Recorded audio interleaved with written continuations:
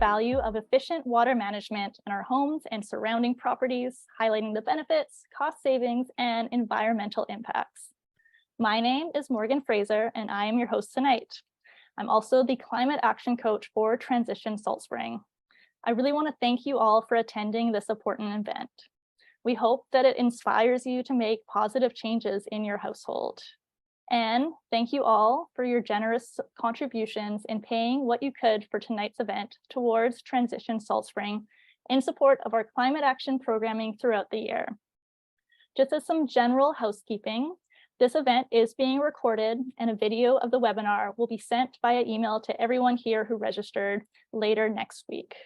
We will be covering a lot tonight, but rest assured you'll be able to review the details in the recording that we send out. Our behind the scenes tech support tonight is Andrea Scanlon, our Transition Salt Spring programs lead. We're planning on having everyone muted for the presentations, but we really would like to welcome you to add your questions in our Zoom chat box for Andrea to ask on your behalf later on in tonight's event. If you are on a computer, you should be able to see a button on the very bottom that says chat on your screen, and that will pull up the chat box. If you're on your mobile device, please look for the more button with the 3 dots to pull up the chat box. And again, we have time set aside at the end of the presentation to go through as many questions as we can. I would like to begin by having us all take a moment to reflect on the land that we get to live on and the Indigenous peoples who have stewarded these lands for thousands of years. If you are watching this from somewhere else, I encourage you to think about the Indigenous communities and territories where you live. Here on Salt Spring Island, we are on the unceded territory of the Coast Salish people, specifically the Hulkaminam and Sinchawsin-speaking people who have lived in this region sustainably for millennia and understand our interconnectedness and place in nature in profound ways. The Coast Salish people have deep relationships with their natural environment and water because it provides them with everything they have needed and continue to need to survive and thrive on these lands. We have so much to learn from the Indigenous peoples of this land and much to gain from delving into our own hearts about what reconciliation means to ourselves, our families, ancestors, grandchildren, neighbors, and our community, past, present, and future. Let's be creative, humble, and inspired about what's possible if we do this good work now. Tonight's presentation is a part of Transition Salt Spring, which we often refer to as TSS. Our mission at Transition Salt Spring is to respond to climate change, restore ecosystems, and reimagine community together. So I thank you all for joining us tonight on that mission. We have a lot happening at TSS, from climate action related public education in healthy forests and projects like our work with CARL, which is the Climate Adaptation Research Lab in the Maxwell Creek watershed. We also have multiple working groups doing fantastic things like our local native plant stewardship group, marine restoration, EV group, and a new repair cafe, and so much more. Tonight's presentation is part of our TSS Climate Action Coach Program, which is here to empower you to do your part about climate action and climate change in your own backyard. Living on the Southern Gulf Islands, you likely already know some of the challenges that we face with climate change. You may have some ideas about what personal actions you can take, but it's difficult and often complicated making expensive decisions about retrofits and new purchases. Know that you are not alone. This is where the Climate Action Coach Program is here to help. We act as a free service for anyone on Salt Spring Island and the Southern Gulf Islands to act as a hub for advice and information about local, provincial, and federal incentives that can reduce your emissions impacts and the ecological footprints of your homes, buildings, and surrounding properties. Along with running our own local rebate programs, we also support residents by answering any related questions and providing education for such things such as climate resilient home upgrades, rainwater harvesting, and more. The Climate Action Coach program helps fight climate change while saving your household energy and money and supporting our local businesses at the same time. If you need some support in getting to the next step in making your home more climate resilient, please feel free to send me an email. I'm available at climatecoach@Transition Salt Spring, which will be added to the chat. I'd also like to thank our Transition Salt Spring funders, and particularly our Climate Action Coach local sponsors, who are Barefoot Solar and Renewables, Salty Pay, Windsor Plywood, Mowat's Home Hardware, Fresco Refrigeration, Whirlwind Heating and Refrigeration. And again, as we go forward, if you have any questions about what's being said, we will try our best to respond in our question period we have set aside at the very end. But before we get into things, we really want to hear from you in our live audience. We have 3 quick questions we'd like to ask you as part of a poll that will show up on your screen right now. You can answer multiple choice and select anything that applies. And please don't forget to scroll down to the very bottom of the poll to see all the options and that are available. So the first question is, what is your current water source? And this is multiple choice if you have more than one water source. And when after you've answered that one, you can scroll down and do the second question, which is, do you currently have any water conservation options already in place?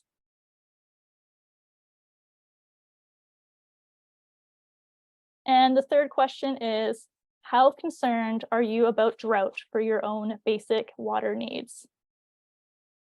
So we can see that they're starting to come in. Please answer those questions.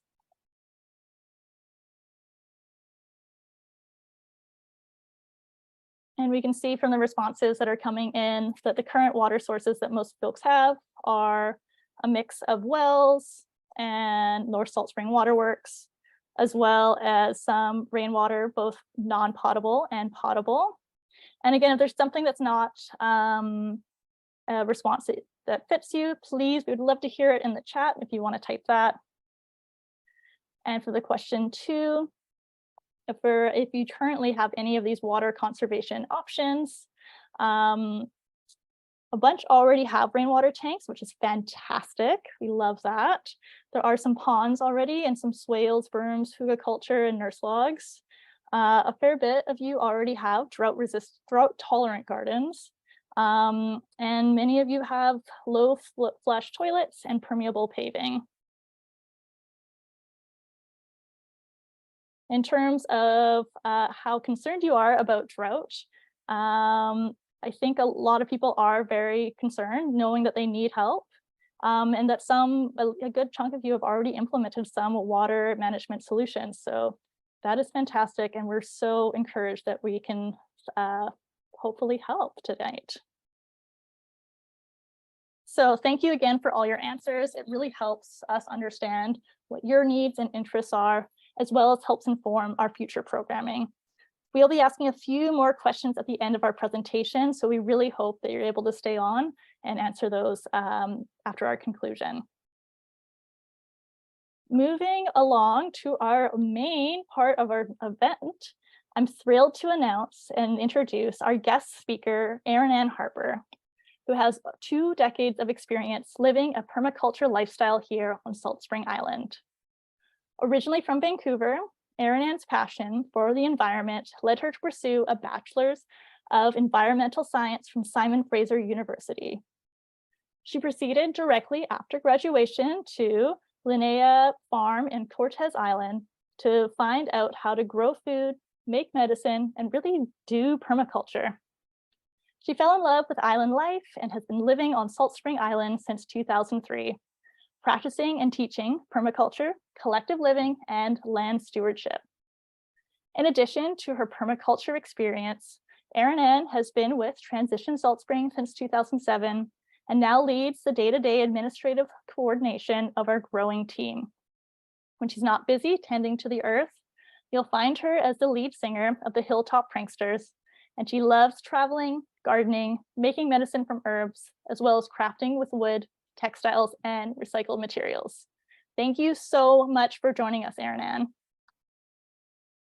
Awesome. Thanks, Morgan. I'm excited to be here in a different capacity than usual, with a chance to share about some of my favorite topics. So to start off, you're looking at a picture of the permaculture principles, not myself. And I really want to share it because it's a design system that is really, it's like, I would say it's kind of like my religion. It's based on the principles found in nature, which can be applied to almost any system or problem. You can apply it to gardens, to buildings, to social structures, and as well to businesses.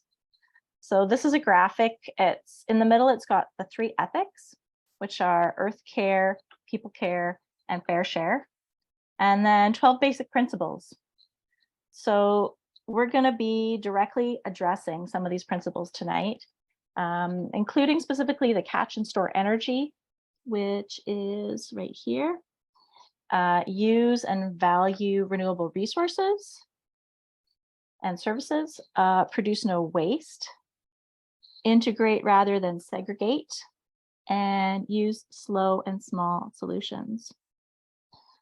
Thank you. Yeah, thank you for sharing that. So tonight we are covering quite a few topics.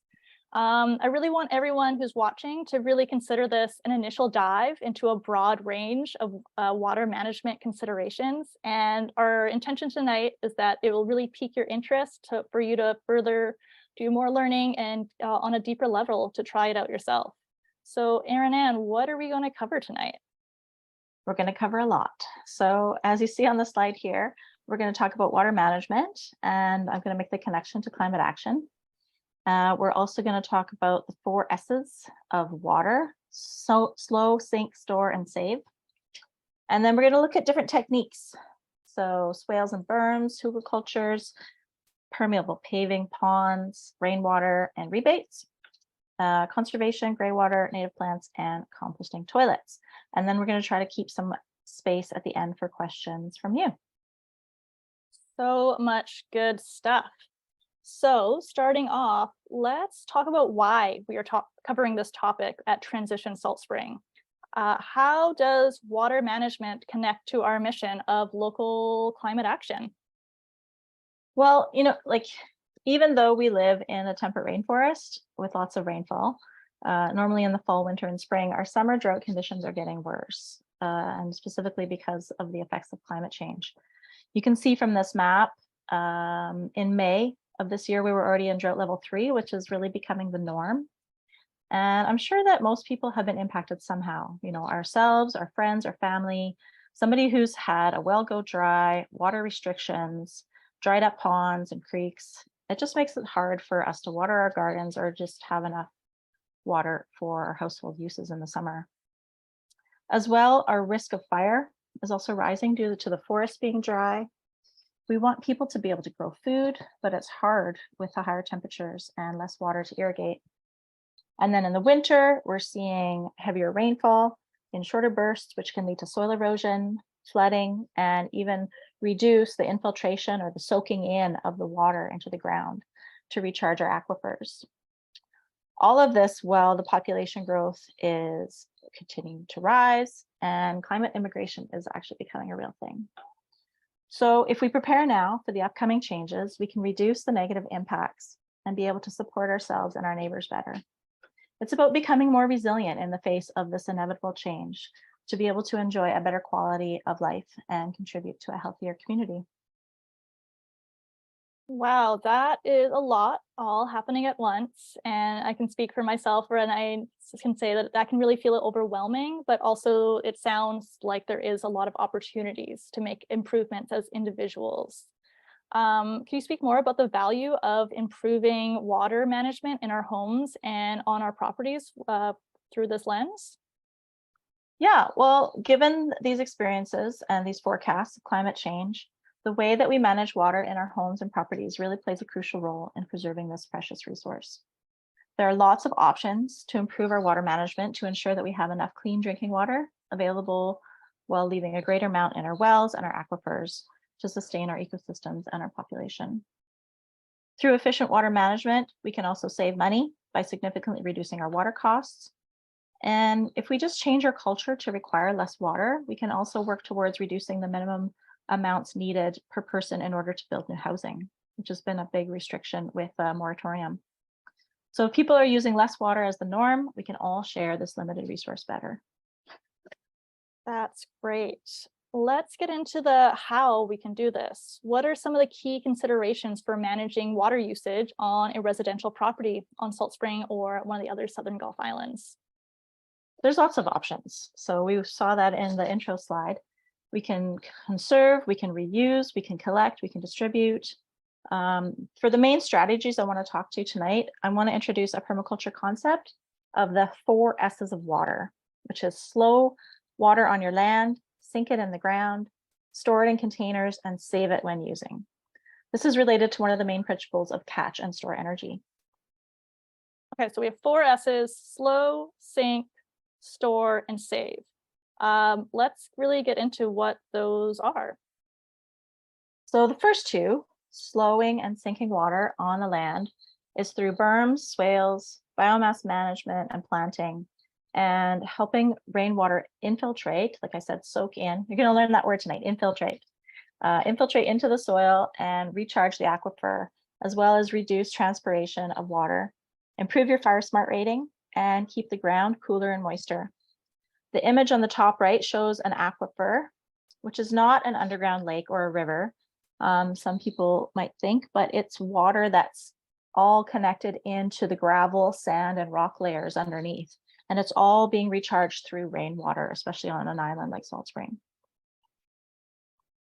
Okay, so those were the 2 first S's, slow and sink. What about store? Can you tell us more about that? Well, the water that we slow and sink in the ground isn't really available above ground. It reduces the need for irrigation and it supports healthy plants and soil. But if you want to have water available for other uses, you need to store it in containers such as barrels, tanks, cisterns, pools, as well as ponds. So we'll talk about our TSS rebates a little bit later, which are focused on catching rainwater and using that water for non-potable or non-drinkable purposes, such as gardening, as well as laundry and bathing. Okay, so that's store, and then we have save. What is there to say about saving it? Well, saving water is ultimately the easiest and best way that you can make the water go further. So if we're using less water, then we could be reusing water to connect like laundry, showers, and sinks to the landscape. This can benefit your trees, your soil, and your water bill. And we can reuse gray water in the landscape through natural bioremediation for irrigation. It's not very complicated, and now is actually allowed in BC legally with guidelines to follow regulations for health and welfare of people and ecosystems. Also using water-saving faucets, conscientious personal use, repairing leaks. We can talk to Knowledge Salt Spring Waterworks about that. Can all help too. Learning about like your consumption patterns, how they contribute to your water use is another important consideration. So like a flush toilet could give a potential savings per person of 10,000 liters per year. Imagine if you didn't need to catch all that water to flush it down the drain or catch it in a rain tank. That's almost 3 1,000-gallon rain tanks per person just for flushing. So that's why I'm a fan of composting toilets, and we're going to talk about them later as a solution. Yeah, we're going to talk about a lot of these too in more detail. Can you talk to us a little bit more about how these examples can keep your own property and the sort of related forests healthy and green? Yeah, so here we have a rainwater garden, permeable paving, and an infographic on healthy forest management.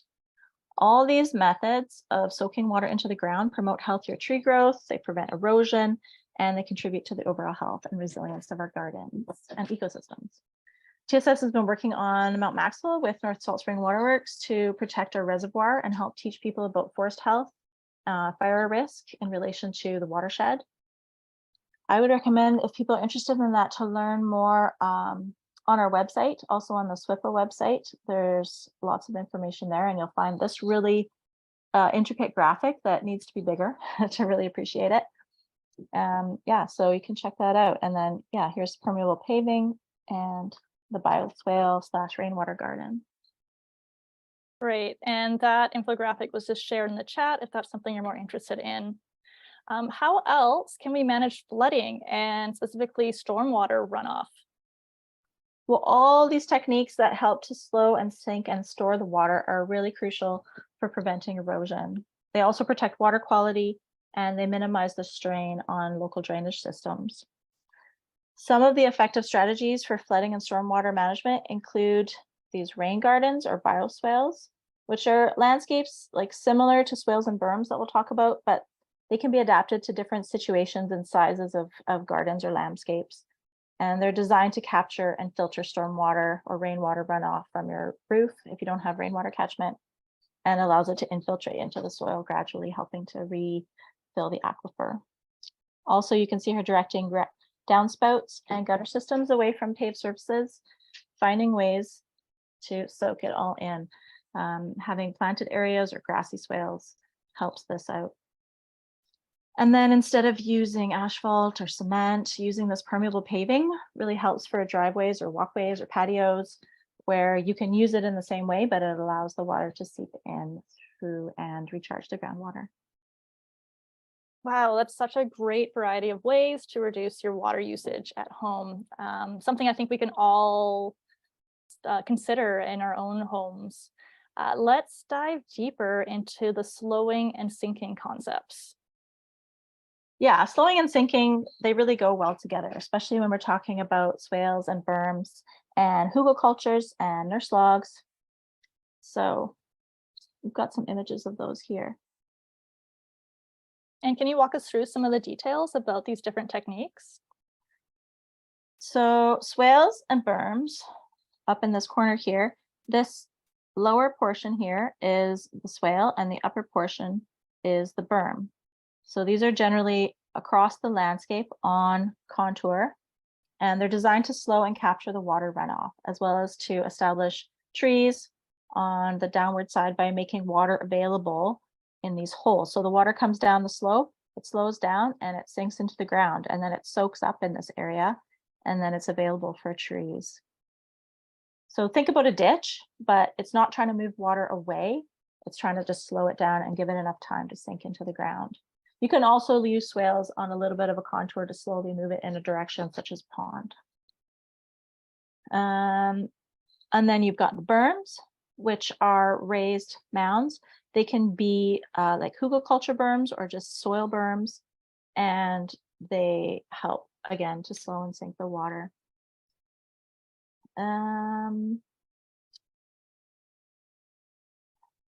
So these swales, they're not really permanent fixtures, like they will fill in a little bit over time, but over that life cycle that they have, they create this ecosystem that starts to hold the soil and sink the water in.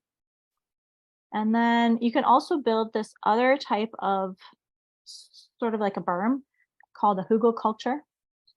And the hubaculture is a type of berm that is supposed to act like a sponge. It's like a protein bar or like a shake, you know, it's got super nutrients with all this woody matter in it. You can add compost. I've added my humanure in there, and you can cover it with soil and plant it. And then here we have nurse logs, which is another way to slow and sink the water. So putting these big trees on contour, the water's coming down the slope and then it stops and sinks in, similar to what happens here with the swale and berm system. Great. And you mentioned some sort of complexities with these systems. Can you walk us through what you mean by that? Well, I really want to talk about this this other permaculture principle called apply, self-regulation, and accept feedback. So I bring this up with this slide because even the best ideas and concepts can fail if we don't investigate why and we don't learn. We just keep making the same mistakes.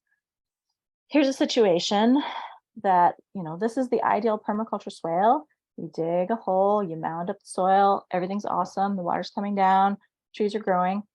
But depending on your situation, you could have a clay layer here that you penetrate through, and you actually perforate this water holding layer, and all the water gets lost. It does fill up the aquifer, but it's getting blocked by this clay layer, and your berm is not going to be functioning properly. So observing is a super key in permaculture, and just, you know, talking to people, seeing what's happening, and being really aware of what is happening and how to make it better by just talking to people. Great. And you mentioned Hubaculture. Can you tell us more about that? Yeah, here's some great images of Hubaculture. So this is a diagram of one method. I mean, everybody's got their own methods. You're going to hear tons of different recipes for all these things. But generally, a Hubaculture is a lot of woody debris buried in some of a trench, so it's really connected to the moisture of the ground. And then you're going to layer it with other different materials. You could use leaves, you could use soil, you could use overturned sod, grass, like if you're making a new garden, and then covering it with dirt and then planting into it. So this is a early Hubaculture, and then this is a later where it's just full of nutrients and moisture. And this lower picture here, this is an image of a squash bed that got planted sort of regular on the ground, and then this is a similar type of thing on a Hubaculture, and you can just see like the richness and lushness of the leaves. So I think that tells the story for itself. Yeah, it's really amazing to see the differences between those two. I'd love to focus on storing water for other uses now.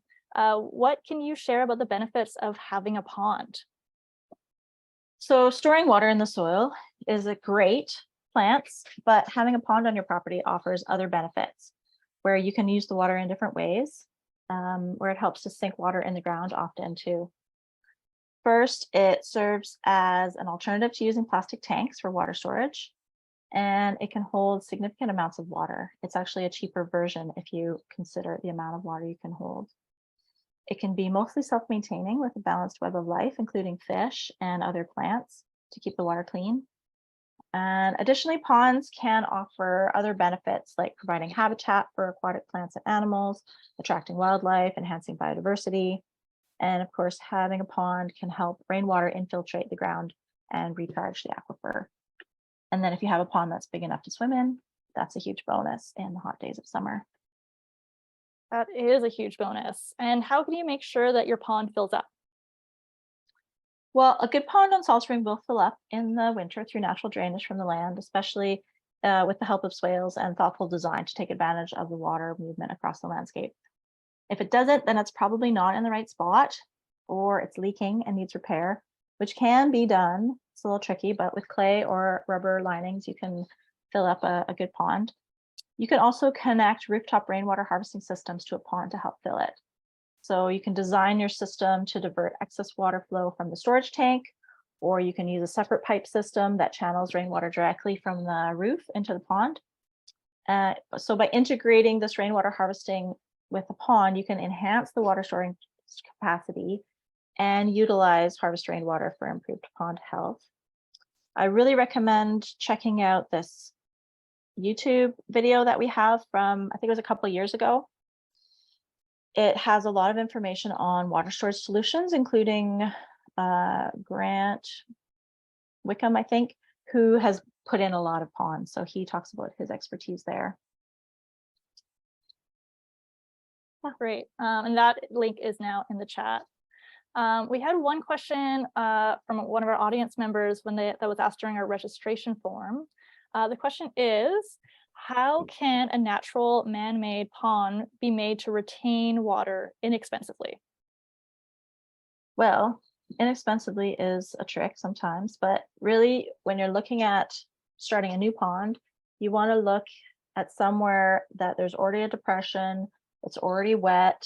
You know, if it's not obvious, like you need to look for wetland plants or clay spots in order to dig out to have the best chance to hold water naturally if you don't want to use a rubber liner. Rubber liners are not that expensive though, when you consider how much water you can retain versus a rainwater tank. So that comes up to, from that webinar, he was saying it's 0.0, like it's 0.7 cents a liter. So that's not too bad. Another cheaper option would be to link together smaller tanks or pools or other large containers that you can find. You could dig them into the ground in order to support them better, cover them with rocks or cement or whatever inspires you. I don't have too much experience myself, but I do recommend watching that webinar to learn more. And of course, you need to look into the bylaws and permits for working near riparian areas, because that's something that is monitored quite closely. And talking about other types of storage options, can you walk us through what can be done with rainwater harvesting? And let's talk about from small scale to larger scale systems. Yeah, so rainwater harvesting offers a range of possibilities from small scale systems for individual households to large scale setups for community projects. It involves capturing the rainwater from the rooftop or other surfaces and storing it and using it for various purposes such as irrigation or potentially toilet flushing or laundry or even drinking water if it's properly treated. For a quick and easy solution, you can always keep buckets around in the winter to catch rain for springtime use. And then you could also, go whole hog and put a cistern under your house for a new build. There's a great webinar interview on the SWIPA website. I don't have the link, but if you go on there, you can get a tour of Fernando and Tammy DeSantos, who built a beautiful house that has a huge cistern underneath their home. That really works well for them. And I just want to mention this tip of shading your tank to help reduce UV and heat exposure. That will reduce the potential for algae growth and plastic degradation. And if you are going to do a potable system, you need to make sure that you have NSF 61 certified plumbing and tanks. That's what's recommended for, well, it's required for potable use. And you also need permits if you're going to do anything inside. So your plumbing needs to be to code and all of that.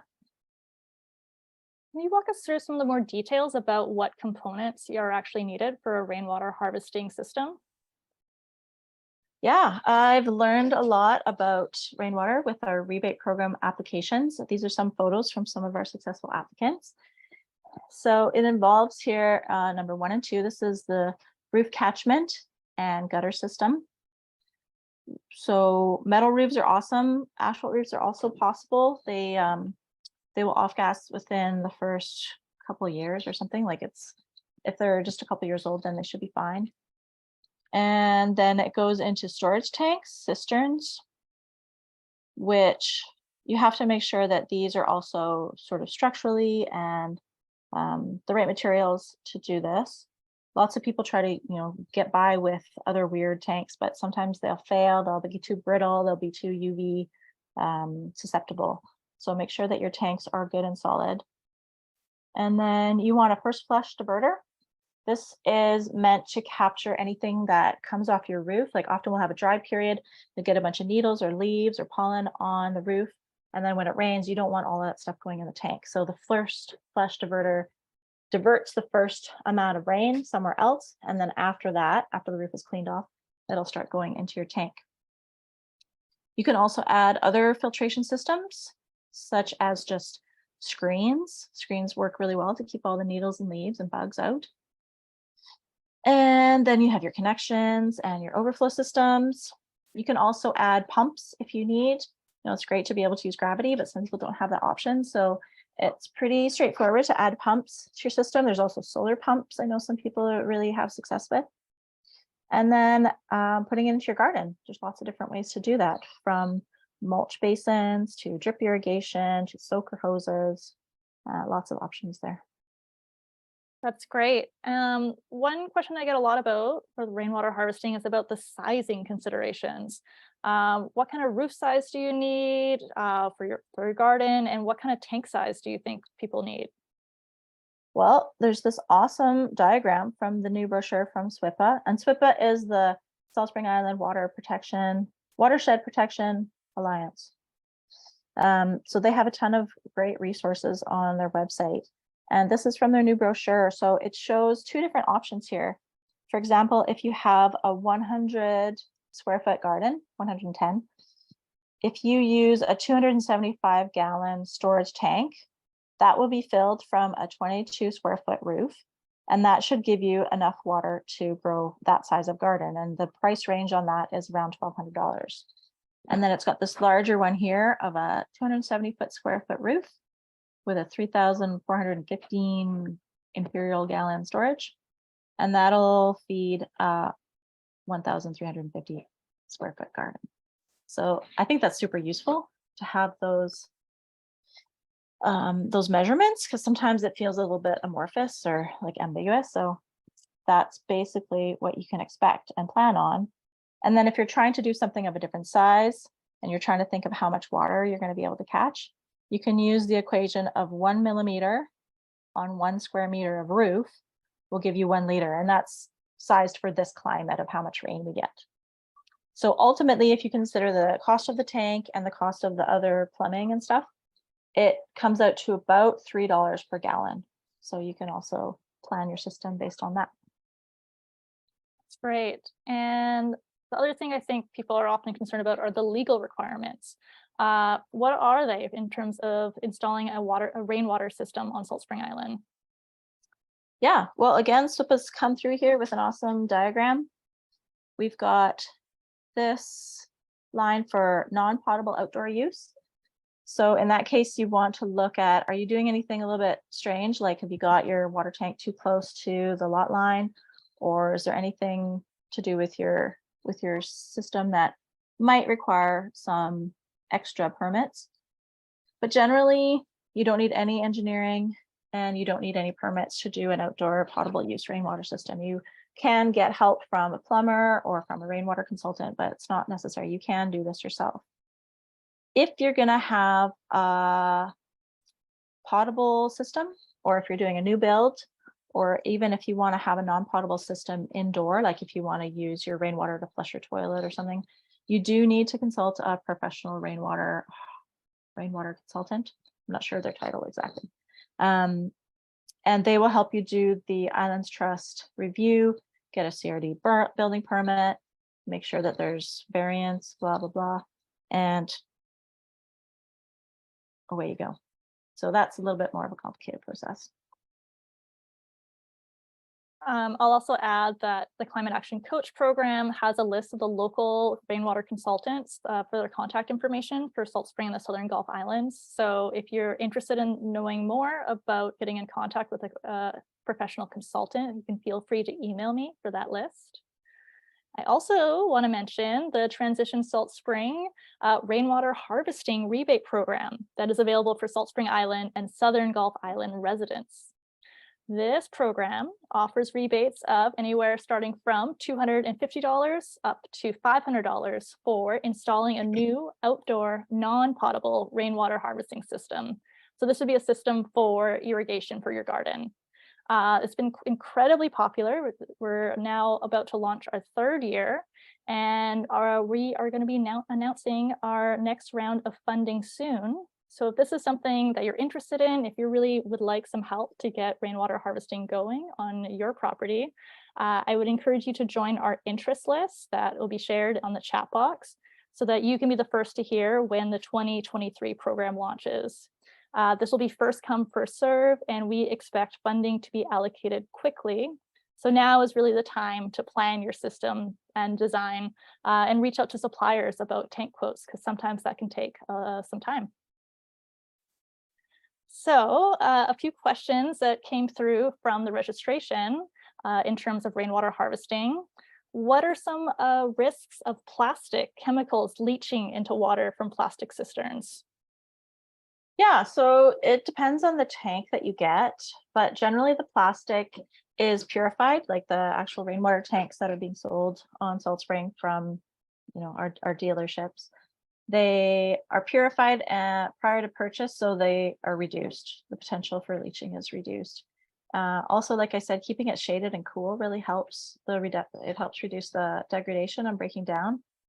Of course, if you're going to use it for drinking water, you need to make sure that it's certified and that all of your plumbing is also certified so that it makes it suitable for potable use. And what about cleaning and filtration for rainwater harvesting? Yeah, I can't exactly recall the reference, but I'm pretty sure that in one of our webinars, I think it was Gord Baird, who is a consultant from the Saanich Peninsula. He was talking about how it's beneficial to have a biofilm. So like this very lovely culture of bacteria that develop on the surface of your tank. And you actually want to get that so it helps to clean your water. So this, I would think, would actually reduce the contact of your water directly to plastic and help to reduce leaching of plastic into the water. So unless you have a lot of algae growth or you have a lot of debris, like your filters aren't really working, you don't really need to expect to clean it too much, especially if you're using it for irrigation. Unless you're using it for drip irrigation or soaker irrigation, if it's something where you need things to go through very small holes, you might need to clean it out a little bit more because of algae growth. And that's why we have the first flush diverters and the filters and all the things. You could add more filters to the outside of your tank to reduce the amount of cleaning as well. Right. So now let's talk about the last principle of saving. What are some tangible ways that we can reduce our home water usage? Yeah, so reducing our water needs. If this happens, then the rest of our water management is a lot easier because we don't need to collect as much water and we don't need to manage as much wastewater. So some easy techniques I'm going to talk about are home water use, landscaping, including native plants, and composting toilets. Right. And what are some of the potential benefits of implementing water efficient systems and practices for our residential properties? Well, you can save money and you can save water. You can also rest easy, feeling more resilient, more abundant, and safer. So saving money on water bills with efficiency measures and water systems like installing low flow appliances and efficient irrigation systems. And then consider like the peace of mind from knowing that there's enough water in the case of a fire or a drought. You can set up fire smart systems like simple pumps and hoses for firefighting or for the fire people to actually hook into if there's a fire in your neighborhood. You can also have ponds and wetlands in strategic locations as fire breaks. So this is demonstrating another permaculture principle, which is integrate rather than segregate. So redundancy, where you have multiple systems that are serving purposes that are important to you. In your home, you can start by reviewing your water bills. You can install water meters to track usage and help to identify potential leaks and areas of improvement. You can also look up water efficient appliances and fixtures such as washing machines, dishwashers, toilets, faucets, shower heads. And then for landscapes, you can use irrigation controllers, timers, and sensors that can help you adjust schedules of your water based on the weather. Wow. Okay. So lots to do and lots that can be done. I want to talk about Greywater. What is Greywater exactly, and how does this connect to our 4S strategy? Yeah, I'm really in the thick of Greywater right now. I'll tell you more about that. So Greywater is wastewater that's generated from activities like washing, laundry, and bathing. It's not water from toilets. That's considered black water. And then water from kitchen sinks is considered dark gray water, which is a little bit of a gray zone. It's a bit more risky and it takes a bit more care to dispose of safely. So if you think of a septic field, it's similar to a gray water system, but in the case of gray water, we're using the water more deliberately in the landscape instead of mixing it with flush toilet sewage and having to treat it like a hazardous waste. So we reduce the need for total water in our system by reusing water at the highest level rather than combining it all and having to treat it like at the lowest level of cleanliness. So we could potentially be saving a lot of water, for example, by using water from the rain for bathing before sending it to the garden, or from using well water for laundry before using it to flush toilets, for example. Here on the screen, we see a simple laundry to landscape system. This is one of the most popular systems because it's easy to implement and it often actually doesn't require like permits or code. So here you have the laundry machine, which has a pump in it that can be diverted So you would just put a three-way valve, and that three-way valve, you could send it to wherever it's going now regularly, or you can send it out to your landscape in this branched system. Great. And is Greywater really legal to use? Yeah, so beginning in 2016, we have what's called the Manual of Composting Toilet and Greywater Practice. And this is in addition to the BC Plumbing Code and the sewage system regulation that you need to, these are the different things that are holding the regulations for BC. So they help you meet the specific requirements for health and safety. So you need a licensed wastewater engineer to sign off on designs in order for the local health authority, which is VIHA, to approve it. And if you're in an urban or suburban context where wastewater is already connected to sewage systems, you can easily divert your laundry water by installing this system that I mentioned. I'm currently going through a permitting process to get our existing Greywater systems approved, which is a slightly different case because they're already existing for quite a few years before VIHA discovered them and required permitting. But we hired a wastewater engineer who was really helpful and has submitted custom plans based on slight improvements to our systems that will work within our property parameters. So they're still in process. VIHA's coming tomorrow. And I'd really be happy to do an updated webinar in the fall or something, or, email me. I'd love to just share about a little bit more of this. And also on this slide, I have this book, Oasis with Greywater by Art Ludwig. And this is a book that's referenced in that manual in the regulations. So if you're interested in learning more about the details, this is a great book to get a copy of. Thanks, Erin Ann. And can you share more specifics on how to actually set up a Greywater system? Indeed. So to work well, a Greywater system needs 6 components. It needs a filter, it needs a biofilter medium, residence time, aeration, inoculant, and destination. So what does that mean? Here is a picture of our infiltration pit. This is, it's about 18 inches deep. And in that hole, we're going to put 6 inches of gravel, 3/4 inch gravel with no sand. And this is the biofilter medium. And that means that the beneficial microorganisms are going to be hanging out on there. That's their new home. They're going to be waiting for all this water to come down so that they can chew it up, break it up, and make it safe for the environment. Residence time is that this needs to be big enough so that the water sits there for long enough for all those microorganisms to do their job. And aeration, not too much sand, like you need some space in that gravel so that there's air and space for all the water to move through. Inoculant, so if you were going to start with some kind of sterile system, you would want to add some pond water or something, some dirt from outside so that there's the beginnings of all those good bacteria that you need. In this case, we are using this in the native soil, so there's plenty of microbes around that are going to inoculate it.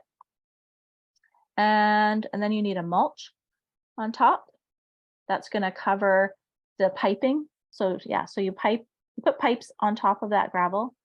That's where the water is going to be distributed out through. This piping has holes, it's perforated. On top of that, you have mulch.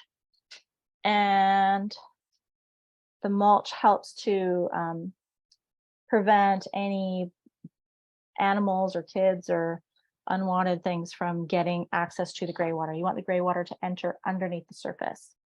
So that's the destination, is your garden or your forest or somewhere where the water is going to be useful. Great. And also remember, don't put chemicals in the system. So we've got this active microbiology happening. If you put toxins or motor oil or paint or any antibacterial agents, you're going to kill off your system. So that's really important to remember. Yeah, that's an important note. There's lots of good stuff there. You mentioned that this is a process that you're currently going through. Could you walk us through your plan with VIHA, which is the Vancouver Island Health Authority, for those unaware? Right. So you saw some photos of our system, and those are based on these plans. This is the custom plan from our wastewater engineer. And this first thing is a repurposed bathtub that's serving as a primary filtration for a kitchen sink. So if you're having a kitchen sink, you definitely need a primary filtration, and this is mulch on top of gravel. And this mulch can be cleaned out as needed, so that because there's so much food and grease and stuff coming in from the kitchen, this is going to get grosser sooner. So you want this covered, and you want to be cleaning this out depending on use. I clean mine out maybe twice a year, and that's for me. And then that system goes ideally to a mulch basin. This is a drawing of the previous photos that I showed in the last slide. That's really interesting to get a sense of all the options and details that are involved. Can you say any more about legal greywater systems people could implement in their own homes? Yeah, it really depends on your situation. So if you're already hooked up to a sewage or septic system, you can add in that 3-way diversion valve from your washing machine or bathroom sink to send water to irrigate your garden. So greywater typically should be sent to undersurface mulch basins where the water can infiltrate into the soil and feed perennial plants. If you have too much water to use daily, you can also install a separate tank to collect water from bath and laundry for reuse later. And this collected water should really be filtered before it's stored for any more than a short period of time, because it can get a bit gross. Definitely want to use biodegradable soaps and shampoos and body products generally all the time, no matter if you're using greywater or not. As well, you have to remember with like so many artists and craftspeople, we have to remember not to put toxic paints or inks or glues or solvents into the system. If you have this situation, it's better to have a separate dedicated sink, which is either going to the regular sewer, or you could use a bucket. You could wash it in a separate container and then let that water evaporate and then throw that out. That's probably the best solution if you're going to be incorporating greywater. I just say this is a super quick overview of a lot of topics tonight, and there are a lot of details for every situation to figure out. So you do want to work with a wastewater engineer to get a system that'll be approved by VIHA. They need to stamp it or check it or whatever. And you also want to consider, like, how much water are you producing? Do you need it for irrigation? Does your house have enough property around? Is there a slope? What kind of soil do you have? There's lots of things to consider, including setbacks. So your legal setbacks from this regulation is if your greywater, you need your greywater to be infiltrating more than 30 meters from a water source, so a well or a spring, and more than 15 meters from a creek or any other water source, and 3 meters from a property line. So lots of details. And you mentioned kitchens as something to consider. What can people do here for greywater? Yeah, kitchens can still be reused with proper management, but it's a special case because kitchens, as we know, can get kind of gross. You think of the sink if you haven't cleaned it for a few days. So this is a system that we have where you have the sand on the bottom, and then we put a screen and then mulch on top. So this mulch can be cleaned out as needed. You gotta make sure, again, not to use like nasty soaps or weird toxins down the sink. Yeah.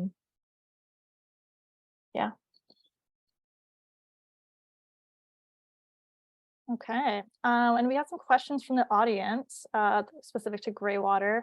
Do you have to have an engineered system to use greywater in your gardens and for flushing toilets? So for VIHA permitting of systems that are plumbed out of your house, you do need to apply for a permit based on an engineer approved design before you construct it. You need a wastewater engineer to sign off on your plans to satisfy the authority, as well as to follow the BC Building and Plumbing Code. Engineers do have the ability to approve custom designs, like we saw with my bathtub system. So if it's based on the principles and best practices in the manual, they can do some adjustments based on unique situations, which is a great benefit to hiring an engineer. And another question we had was about implementing greywater systems for the use of food and ornamental irrigation. So greywater is supposed to be used for perennials, so fruit trees, bushes, Also ornamental gardens. You can also like put it in a mulch basin to allow the water to stay below the surface. Like if you had one of those swale berm systems and you had mulch in the swale, you can get pipes, put your gray water pipes there and feed almost whatever you want really above in the berm.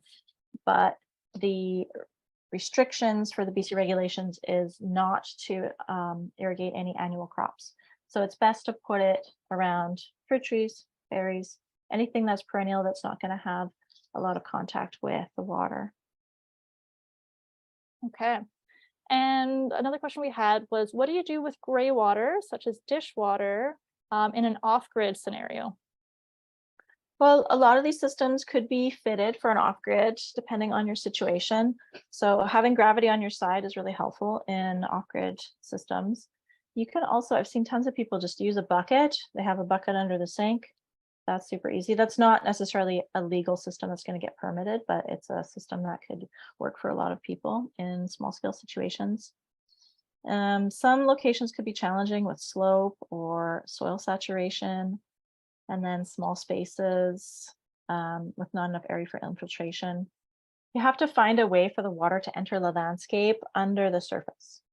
So whether or not you're off grid, there's really just a few things that you need to consider. Okay, so we've talked a lot about irrigation, irrigation for our gardens. Can we talk a little bit about native plants and their importance?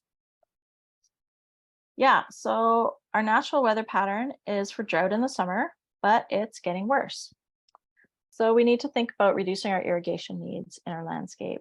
We can choose what we plant, we can choose where we plant it, we can pick the right plants for the right place to reduce our water needs. We don't want to have to baby plants, especially if we're worried about water. So native plants are really used to the droughts of our summers. They've adapted to this environment and they develop root systems that can thrive with minimal irrigation. So by replacing non-native plants with our existing plants, we can significantly reduce water. And also a lot of the native plants support local pollinators and insect diversity. There's a little bit about this in our freshwater stewardship for challenging times video, which is also on YouTube on our channel. Can you walk us through some examples of drought-resistant native plants that would be suitable for our ecosystem? Yeah, here's some pretty ones. There's so many pretty ones. So we've got some succulents that are beautiful and they flower. Red flowering currant's always a favorite. Snowberry, this is one I have a lot of around here. And I was watching the native pollinators webinar last month, and she was saying that there's a specific pollinator in this area that only goes to the snowberry. So the snowberry has lots of different ones that visit it, but there's one little bee that only visits snowberry. So if we plant this plant, if we encourage it around, then we encourage having that little bee around. And then there's other ones, Pacific Nine Bark, other stone crops. Also, here's some other examples. Lewis's mock orange, I could show you. I've got a huge one right there outside my window. It's just finishing up a beautiful flowering. Elderberry is great for making medicine and the birds love it. California lilac is always filled with bees. And vine maples are beautiful and drought tolerant, as well as Indian plum is great for the birds. So there's so many that you can draw from here that are just gorgeous. And then I'll just mention we have a native plant stewardship group. They're the ones that organize the invasive species chipping every year with the fire rescue group. And they're working to reduce the harm from invasives and encouraging growing native plants. So they can always use more members. You can look on our website. They have a lot of really good lists of native plants, what to grow. So go on our website on this link that I hope we'll get in the chat. That's great, Erin. And yeah, all of our working groups are such a great resource. I would love to talk about composting toilets as a conservation option. What do we need to know about why and how to use a composting toilet? One of my favorite topics. So as we mentioned, reducing the use of water through composting toilets is huge. We could use up to 10,000 liters per person per year. Actually, that's a conservative estimate. Low flow toilets probably use about 10,000 and regular toilets use about 25,000 liters per year per person. So just think about, do you want to catch that water in a rain tank, or do you want to just not catch that water, or you want to catch that water and, you know, grow a beautiful garden instead? So well-designed composting toilets, they're odor free, they work when the power goes out, and they can be legally installed and used based on this new manual. They also transform human waste into a nutrient-rich compost. They can build soil. Some of the things you need to think about is you need to monitor the moisture and the temperature and do testing before applying it to the ground. That's part of the regulations. And you need a wastewater engineer to sign off and file your plans with VIHA before installing it. These are a few examples of the different types of systems, from low tech to high tech. And Erin, I know you use a composting toilet. As a compost toilet manager, what do you need to think about? Look, it's a picture of my compost toilet. This is the bin. This is the bin underneath. These are other very similar, super small, low-tech bucket systems. So what you need to consider is proper temperature, proper moisture, sufficient oxygen, and a carbon nitrogen balance. So that's covering the materials with sawdust or straw or some kind of seal that will prevent flies and odor from interacting with the deposit. All right, and I know you're going to talk more about those in a moment. What are some different composting toilet designs that are recommended? Yeah, there's lots of different systems. So there's 3 typical designs that are compatible with the BC regulations. The simplest is this bucket or some kind of leak-proof wheelie bin in an outhouse or your bathroom. And you want it, it could be either filled directly or dumped into a larger bin.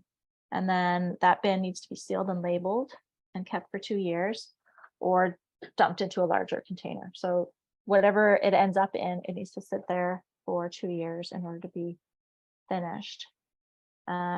Most people think about outhouses, but there's also many other systems that are suitable for in-home use, some of which have heats and fans and vents, so they dry out the refuse, and which would then be moved to a bin outside to be finished composting.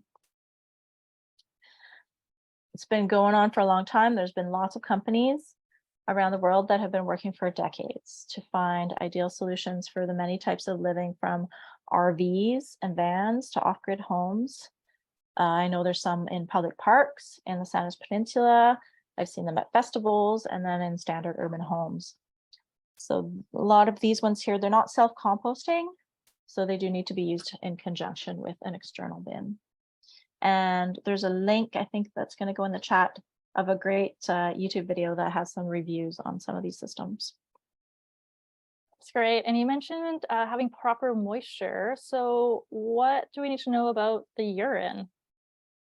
Yes, this does depend on the usage. So if you're a single adult or if you're a house full of kids, there's different options. You could pee directly outside. A lot of people do this. You can go outside, you can check the weather, get some fresh air, water a tree. It's definitely a good option for some people. You could also include a urine diversion system to separate urine from feces and prevent those anaerobic conditions in the composting chamber. So if you get too much pee in there, it's gonna not have enough air. So one of the other options is to include a leachate collection and treatment system. So everything's coming out holes in the bottom, and then that gets collected and deposited elsewhere. You can also contain everything in the bin and add enough dry bulking material so that it doesn't get too wet. But that could also fill the bins up really quickly. So you need to kind of experiment a little bit with your own patterns and systems to see what's going to work best for you. Urine is recommended to be added to gray water for dilution. So you want to dilute urine before you deposit it on the landscape. Or you can store it for 3 months, which is apparently enough time to sanitize it. I've not tried that. I know that there's definitely a time period in there where you don't want to, it doesn't feel sanitized at all. You could also pee in a bucket and dilute it with water. That's the best thing, really, and put it near perennials. Keep in mind that if you are on strong drugs, especially chemotherapy, you need to consider other options because that urine would need to be disposed as separately as waste. Okay, lots of considerations. So you have this slide here. What is going on here? Do you need to have a basement to have a composting toilet? No, I mean, it helps in some of these systems, but you can use the system in any kind of home or outbuilding, it's basically an outhouse with a direct deposit into a leak-proof wheelie bin. This is good for people who don't want to interact as much. You just goes in, you move this over, and when the bin's full, you get another one, and you basically have as many bins as you need for 2 years. I use about 8 large bins for 3 people at my place. So once the bin is full, you need to make sure it's sealed, either taped or locked and dated. And then, but you could also use like a smaller bucket that would go into a bin like this. It needs to be rodent and insect and waterproof, but you could also, like this one has a leachate system. So you've got holes in the bottom. This is going out to a mulch basin or some kind of pit that is protected from interference from animals. And that's going into the ground. Okay. And there's another design about an outhouse. Yeah, this is another design that I've seen on Salt Spring and elsewhere.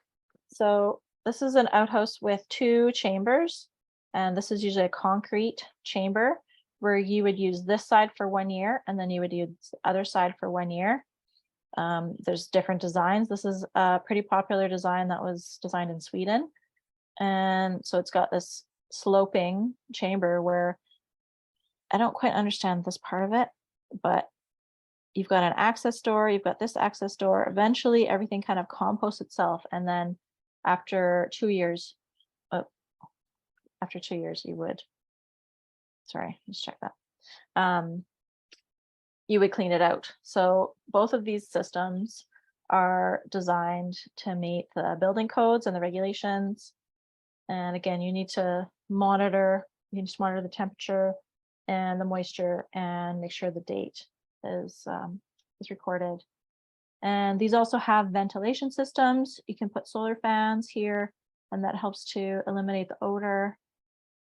And then, yeah, it's usually you've got some kind of mesh that's preventing flies or rodents or anything else from getting inside there to prevent contamination. Great. And I feel like there's sort of generally just questions about composting toilets. Like, is it safe? How do you eliminate pathogens and diseases? Is there a smell? Will it attract flies? And is it really hard or gross work? Great questions. It all depends on how you design the system. So there's, like I showed you, there's lots of different ways to do it. There's different systems. But they all need to make sure that the waste goes through these stages. So you need to make sure that any pathogens, any phytotoxins, and the ammonia have all been completely digested and stabilized. So your system needs to support that healthy process. So the 4 stages are medium temperature bacteria, high temperature bacteria, and then like a worm, roly-poly bug stage, and then a curing stage.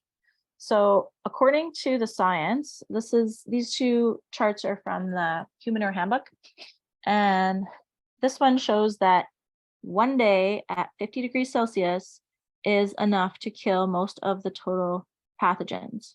So 1 day at 50 degrees. This is a temperature curve of the human manure piles from March to May. So this is a 2-month period. And you can see that the lower line with the arrows here, that is the temperature that it needs to be at 1 week. It needs to be 1 week above that temperature to kill everything. And the higher temperature, it needs to be 1 day. So the systems that we're using, they really have a very great range of safety in terms of, one day at 50 degrees kills all the pathogens, but the regulation state, we need to leave these systems for 2 years. So they're going to go through this cycle and then they're going to wait for another 2 years in order to just make sure that everything has been broken down. And that's why, you see people on YouTube, if you go on there, and they've got, they're in there, they're like handing it out to people, like, feel this, smell this, because it's really becomes very innocuous after not that long of a time. And what can you say in terms of, will it attract flies or rats? Well, it needs to be screened and sealed. You need to cover each deposit with a material like sawdust or small wood shavings or straw or grass or leaves or something that's dry and woody to create some kind of barrier that's going to trap the gases and that are going to be produced before it enters the final bin. And this is what makes it different from the stinky outhouses you might find in parks or campgrounds. Those are not composting toilets. Those are just smelly pits that give human manure a bad reputation. So if you've got these screening, you've got the stuff on top, screening, it's done properly. It's not that complicated and most people will not be offended by this kind of system. I appreciate you making that differentiation. So what can you do with the resulting compost? Well, you can use human manure for soil fertility. That's based on a centuries-old tradition. I read this book 20-something years ago when I first started on this path, and it talks all about the use of night soil in Asia that really helped to develop that civilization over the last 40 centuries. That's like 4,000 years. And that's really what they are saying helped to contribute to the success of that large population. You need to think about the flow of nutrients through all those fertilizers that grow in the food that you eat. Where is that going? How can we prevent the loss of these from our systems? When properly managed and monitored, you can build soil. You can feed your landscape with a lot of rich organic matter. If you read this human manure handbook, he's going to say that he grows all his food with that. If you read the manual regulation for BC, they're going to say you need to bury it. You need to first get it tested, and then you need to bury it under 15 centimeters, I think, of soil. There is a potential to discharge it on the surface, but I think that's going to be a little bit more of a tricky thing to do with a lot of testing, a lot of monitoring. So the best way is to, use it on the soil I would say in like those berm systems I was talking about, dig a hole, put it in there, put the soil back on top of it. So you're almost doing it like a reverse soil berm system. That's a great way to bury it. And then you can plant perennials, to make a blueberry patch on top of that.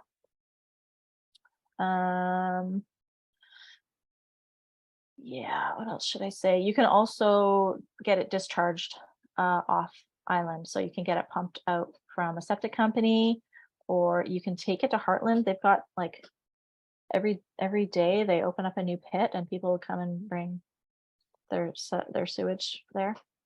I'm not sure how that works, but that was an option that was in the manual. So if you're interested to learn more about composting toilets, you can email me. I'd love to talk about it, but also check out the human manure handbook. It's like the Bible on this topic, and the system that I'm currently using is based on the way they describe here. And according to the engineer that we had come and sign off on our system, it's pretty much in compliance, except for the monitoring. You need to be keeping records for VIHA to make sure that everything's good. That is great. So we are going to move on to our question and answer period. If you have any additional questions that haven't been answered, you can add them to the chat now, and we will get to as many questions that we can. I'll start off by asking a few more questions that came through the registration form. And if there was any questions that came in, if you registered today, please add them to the chat so that we don't miss them. But the first question being, what can you do for water management as a renter? Yeah, well, renters, renters have rights too. Talking to your landlord definitely helps to discuss options that you're interested in. But we've had renters that have gotten rainwater systems. We've had renters, I know people that rent that have composting toilets.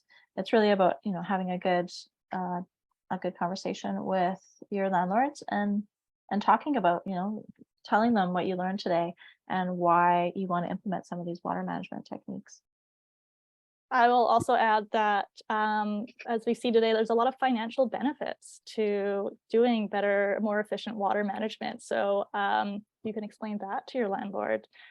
They may want to implement these different things.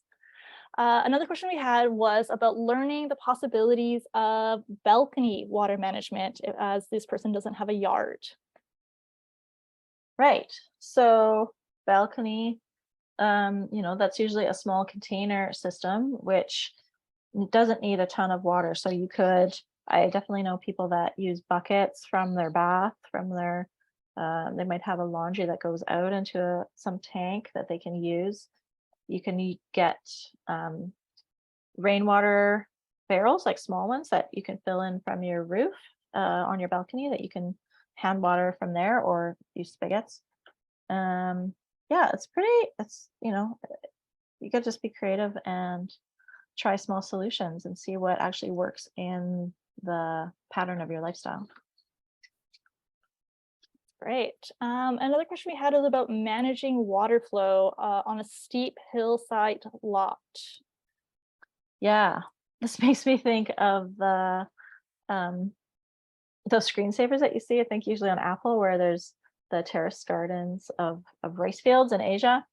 Often that's just like hillside after hillside, and they've just got all these terraces. So terraces are, a traditional way of dealing with steep hillsides. I would say, you could use rocks. You could also use the nurse logs. Anything that's gonna start to create some diversity and some steps in that landscape is gonna help the water just not, rush down the hill, but stop and slow. Thinking of a ski slope, trying to get water to go slowly down using swales. But nurse logs, I think, would be better just because swales sometimes can slump more than nurse logs. And putting nurse logs on contour, but then staking them in with other posts, that could be a helpful solution.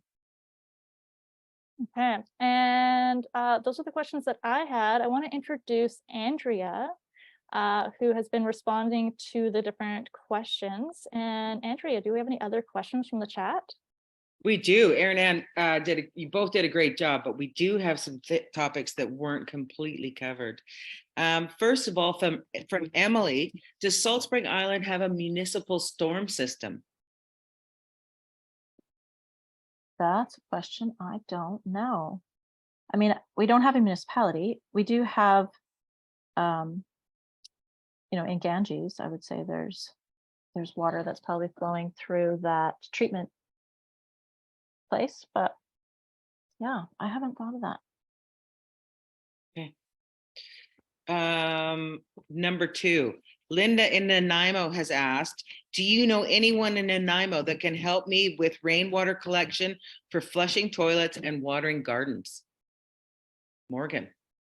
I don't know anyone offhand for Nanaimo. All of my contacts are on Salt Spring. Some may come to Nanaimo, so you could reach out to them.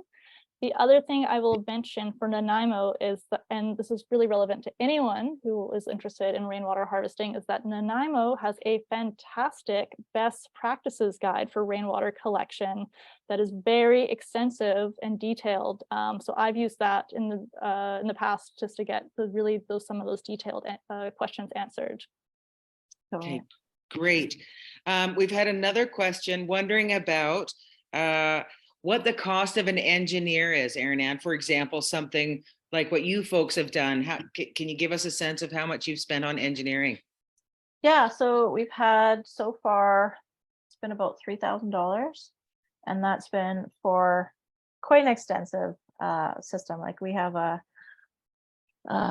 type of community here with multiple systems that he's had to look at and help troubleshoot, problem solve. We're not finished yet, but we're doing composting toilet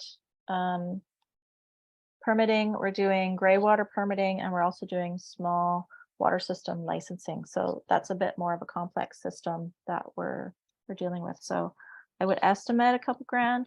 Definitely need to pay somebody to do the stamp, because that's what VIHA requires. Excellent.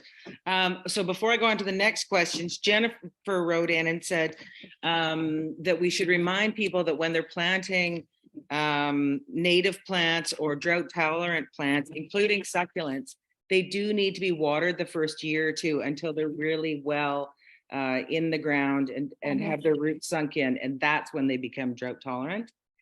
And mulching. Definitely just add mulching in there, which helps the water stop evaporating off the soil. Absolutely.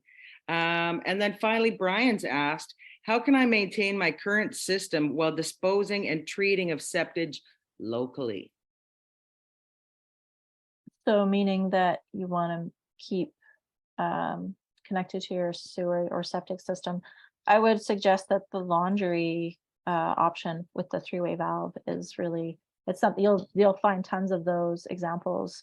If you search on YouTube, there's videos of people showing their systems. And that one, I believe, is much easier. I don't even think it needs permitting. I would double check, but I think it's one of the easiest ones to do. Okay, excellent. So I see that Andrea, there's a question about local resources for cleaning tanks. Okay, fantastic. Do you know of any of those, Erin or Morgan Ann, or who you might chat with, look to clean tanks? I don't know offhand, but I do know there are people that come over to do rainwater tank cleaning. That was something from the Rainwater Harvesting tour that I learned. So if that's something that you need, feel free to send me an email and I will try to find that resource for you. Okay, excellent. That is all the questions that I have. All right, Erin Ann, can you share your screen again? I'll try. See how it goes. Oh, look, perfect.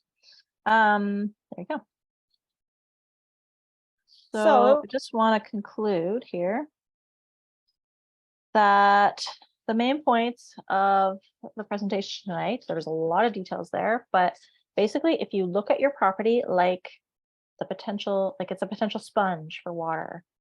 So how can you slow, sink, and store and save the water?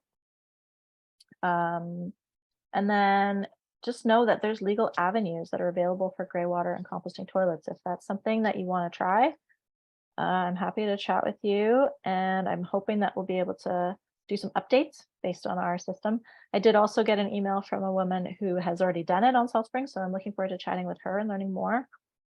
You do need to check with a wastewater engineer and your local regulatory authorities if you want to do this and get it passed with VIHA.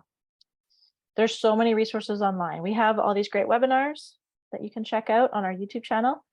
And if you search Greywater, if you search composting toilets, you're gonna be entertained for hours of watching people and their systems. And just remember that this event is being recorded, and we're going to be sending all the links that were in the chat and the video to you in the next week. And the rainwater harvesting rebates are coming up soon, so watch out for that. Probably, I would say, in the next couple of weeks. So now that we have answered all your questions, we have just a few final questions for you, and you'll see them pop up on the poll on your screen. You should now see 2 questions coming up, and we really appreciate this feedback on this webinar because it helps increase our understanding of our programming and inform future programming. So the first of the 2 questions is, what new water conservation options do you intend to implement this year? And this is a multiple choice question, so if you intend to implement multiple things, please add that. We would love to hear if this inspired you in any way. And if you scroll down, you can see that the second question says, if we were to expand on these topics, which one would you like to hear more about? So if there's anything that can help inform our programming, please feel free to answer that. If there's things beyond the scope of this discussion or that we didn't include, please type that in the chat. We would love to hear from you. And again, thank you so much for everyone who is taking that time to respond quickly. It sounds looking like a lot of you are interested in rainwater tanks, which I find really exciting. There's a lot interested in drought tolerant gardens implementing this year, as well as greywater systems. It was so great hearing all that Erin had to say about that. And there's also a growing amount of you who are interested in implementing swales and berms, as well as low flush toilets. And in terms of expanding, it looks like more are interested in rainwater tanks. Again, we do have more resources on our YouTube page for that, as well as swales and berms. There'll be more upcoming from Transition Salt Spring about that, and greywater systems seems to be a really popular topic here. Again, so thank you so much for answering that. And for those of you who want to rewatch this webinar, please stay tuned to our follow-up email that we will send later next week to the recording of this event. And as we've mentioned again and again, please visit our Transition Salt Spring YouTube channel, where you can find additional webinars about water management, as well as so much more local climate action related education material.